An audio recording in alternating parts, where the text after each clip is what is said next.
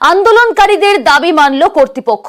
উত্তরবঙ্গ মেডিকেলে অভিজ্ঞদের ঢোকায় না, অভিজ্ঞ সহ আরো 3 ডাক্তারের ঢোকায় না। একেবারে আন্দোলনকারীদের নিয়মিত হুমকি, 3 জনের ছাত্রদের অভিযোগের ভিত্তিতেই এমন সিদ্ধান্ত অধ্যক্ষ।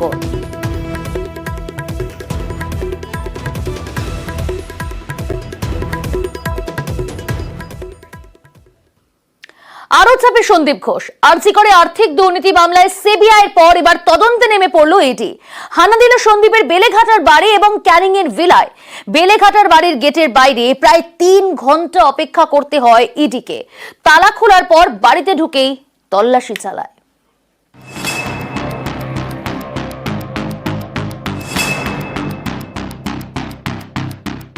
নির্দোষ নিরপরাধী এই কথা আমি বলতে পারি, সেটা ডিউ কোর্স প্রমাণও হয়ে যাবে। সন্দীপ ঘোষ আরজি করের প্রাক্তন অধ্যক্ষ।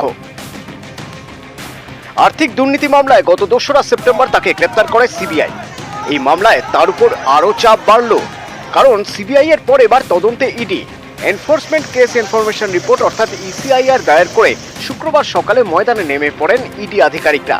হানা দেন আরজি করের প্রাক্তন অধ্যক্ষের বেলেঘাটার বাড়িতে।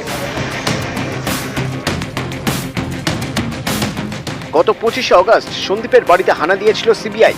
গেটের বাইরে তাদের প্রায় 1.5 ঘন্টা অপেক্ষা করতে হয়।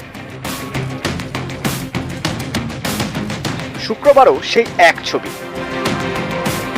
সকাল তখন 6:30। সন্দীপের বাড়িতে পৌঁছে যান ইডির 5 আধিকারিক। গেটে তালা, শুরু হয় অপেক্ষা। সকাল 9:30 নাগাদ সেখানে পৌঁছন সন্দীপের স্ত্রী সঙ্গীতা। গেটের তালা খুলেন। প্রায় 3 ঘন্টা পর বাড়িতে ঢোকেন ইডি আধিকারিকরা।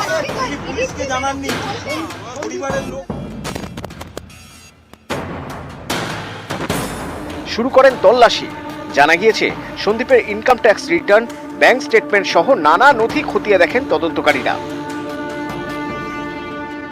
যে অভিযোগগুলো উঠছে এই অভিযোগগুলো সম্পূর্ণ মিথ্যা।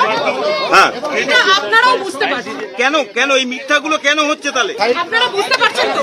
এটা বুঝতে পারছেন, সেটা প্রকাশিত কাগজপত্র এখনো অবধি কিছু পাওয়া যায়নি, পাওয়া যাবেও না। আজকে আবার ইডি আসলো আপনাদের বাড়িতে, সিবিআই গ্রেফতার করেছে, আর আপনি বলছেন সন্দীপ বাবু কিছু করেননি?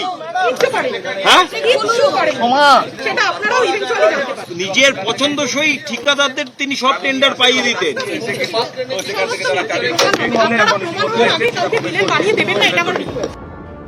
আরজি করের প্রাক্তন অধ্যক্ষের শ্বশুর বাড়ি হুগলির চন্দননগরে। এখানকার পাদ্রিপাড়াতেও এদিন যান ইডি আধিকারিকরা। এই বাড়ির গেটেও তালা। স্থানীয়দের দাবি প্রায় 6 বছর এই বাড়িতে কেউ থাকেন না। শেষমেশ ফিরে যান ইডি আধিকারিকরা। এটাই সন্দীপ ঘোষের শ্বশুর বাড়ি। ওনারা এখানে থাকেন? না না না, ওখানে থাকেন। কি দেখলেন সকালবেলা? সকালবেলা যেটুকু দেখলাম ওই 6:30 7টা নাগাদ ওই এখানে পুলিশ এসেছিল, সিবিআই টিবিআই লোক টোক এসেছিল, ভিড়ে ভিড়। এবার তো সামনে গিয়ে কিছু আমরা বলতে পারবো না, ওইটুকুই দেখলাম। তারপর ওরা দেখে চলে গেল। এরপর এদিন দুপুরে সন্দীপের ক্যানিং এর ভিলাতে হানা দেয় ইডি। সঙ্গে নিয়ে যায় সন্দীপ ঘনিষ্ঠ প্রসূন চট্টোপাধ্যায়কে। নিউজ 18 বাংলা। আরজি করে আর্থিক দুর্নীতির তদন্তে সিবিআইয়ের পরে এবার ময়দানে ইডি। বেলেঘাটায় সন্দীপ ঘোষের বাড়িতে হানা, সন্দীপ ঘনিষ্ঠদের বাড়িতেও তল্লাশি চালিয়েছে enforcement directorate. Howrah, Subhashgram, salt লেকে অভিযান, আটক সন্দীপ ঘনিষ্ঠ প্রসূন চট্টোপাধ্যায়।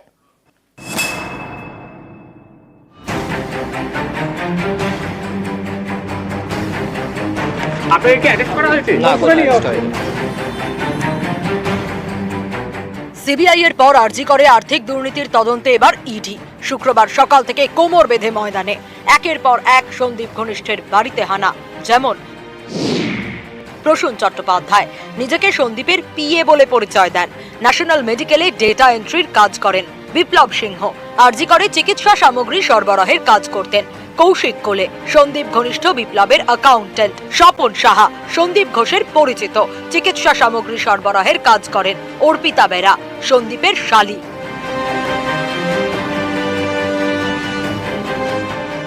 এদের মধ্যে প্রসূন চট্টোপাধ্যায়ের বাড়ি দক্ষিণ 24 পরগনার সুভাষ গ্রামে। শুক্রবার সকাল তখন 6:45। প্রসূনের বাড়িতে পৌঁছে যান ইডি আধিকারিকরা। প্রায় 7 ঘন্টা তল্লাশি চালায়। এরপর প্রসূনকে নিয়ে বেরিয়ে যান তদন্তকারীরা। আপনাকে অ্যারেস্ট করা হয়েছে?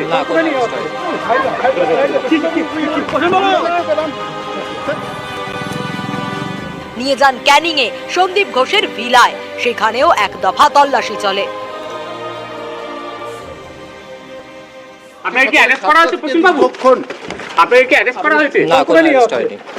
বাট কিছু কি আপনার কাছে নথিপত্র নেওয়া হয়েছে? কোনো নথিপত্র? No comments. আপনাকে গ্রেফতার করা হলো? না, কোনো গ্রেফতার হয়নি। না, আপনি কি কোনো রকম দুর্নীতির সঙ্গে যুক্ত আছেন?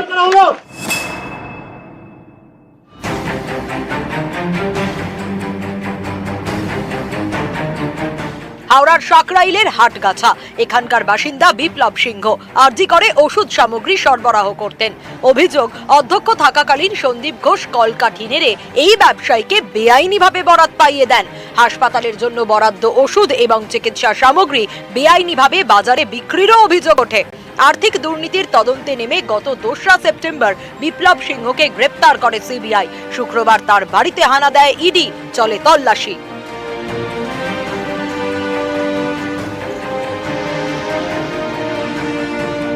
বিপ্লবের অ্যাকাউন্টেন্ট কৌশিক কোলে, তার বাড়িতেও এদিন তল্লাশি চালায় ইডি।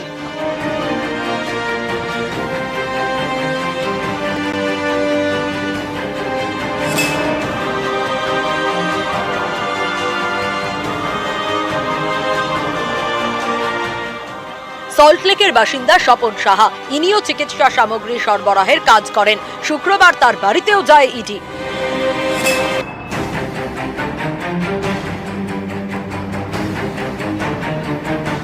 সন্দীপ ঘোষের শালী অর্পিতা বেরা এয়ারপোর্ট 2 নম্বর গেট এলাকার মিলনপল্লীর বাসিন্দা। অর্পিতা এসএসকেএম এর চিকিৎসক, তার বাড়িতেও এদিন হানা দেয় ইডি। এদিন হুগলির বৈদ্যবাটিতে কুণাল রায় নামে এক ব্যক্তির বাড়িতেও ইডি তল্লাশি চালায়। सर कहाँ कुछ मिला क्या? নিউজ 18 বাংলা।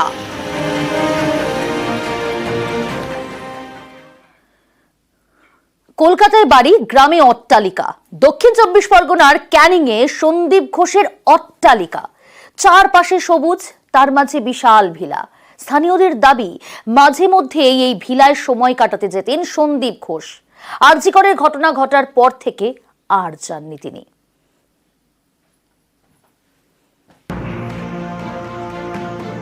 চারিদিকে সবুজ, তারই মাঝে অট্টালিকা। গ্রামের মধ্যে একেবারে ভিলা। ভিলার নাম সঙ্গীতা সন্দীপ ভিলা। সন্দীপ মানে সন্দীপ ঘোষ। এটা আরজি করের প্রাক্তন অধ্যক্ষ সন্দীপ ঘোষের ভিলা। দক্ষিণ 24 পরগনার ক্যানিংয়ের জীবনতলায় সন্দীপের স্ত্রী সঙ্গীতা, তাই এই বাড়ির নাম সঙ্গীতা সন্দীপ ভিলা। 2 বিঘা জমি নিয়ে অট্টালিকা, ভিতরে সুইমিং পুলও আছে। অনেকটা ফাঁকা জায়গা, উঁচু পাঁচিল দিয়ে ঘেরা, বিশাল গেট, সবুজে ঘেরা অট্টালিকা। সন্দীপ ঘোষের অবসর সময় কাটানোর ঠিকানা। ভিতরে কেউ আছেন নাকি? আছেন কেউ ভিতরে? ভিতরে কেউ আছেন? ও দাদা! স্থানীয়দের দাবি, মাঝে মধ্যেই এই ভিলায় যেতেন সন্দীপ ঘোষ, কখনো পরিবার নিয়ে, কখনো আবার বন্ধুদের নিয়ে। কতদিন আগে এসেছিলেন? মাস তিনেক হবে মনে হচ্ছে এসেছিল। ঘটনার পর আর আসেনি। ফ্যামিলি ছাড়া আদার্স কেউ আসতো না। বাবা মা শ্বশুর শাশুড়ি, 2-1 সময় বন্ধু বান্ধব এসে। কোনো লাল বাটি বা নীল বাটি? না না না, একদম ওসব কোনো কিছু আসতো না। যখন ফ্যামিলি নিয়ে আসে, রান্না বাড়া করে, খাওয়া দাওয়া করে, সন্ধ্যের আগে বাড়ি চলে যায়। আদার্স কেউ এখানে আসে না। না, রাত্রে কোনো সময় তার আগে রাত কাটায়নি এখানে। না না, সপ্তাহে আসতো না। অনেক 2 মাস, 1.5 মাস, 2 মাস, 3 মাস এরকম টাইমে আসতো। আরজি কলেজ সুপার এই বিল্ডিংটা নিয়েছে কোম্পানি থেকে। যে কোম্পানি থেকে নিয়েছিল তিনিও কিছুটা করে দিয়েছিল, আর বাদ বাকি উনি ফিনিশিং করে এখানে যাতায়াত করতো। এইটুকুই আমরা দেখতাম আর কি। লাস্ট এই গন্ডগোল তার আগে এসেছিল, তারপরে থেকে আর আসা যাওয়া করে। আরজি করের প্রাক্তন অধ্যক্ষ সন্দীপ ঘোষ কলকাতার বেলেঘাটায় বাড়ি, আর ক্যানিংয়ে ভিলা। শহর থেকে দূরে, নিরিবিলি পরিবেশ। স্থানীয়দের দাবি, মাঝে মধ্যে উৎসবও চলতো, কিন্তু প্রকাশ্যে কেউ এ কথা বলতে নারাজ। সন্দীপ ঘোষের এমনই দাপট।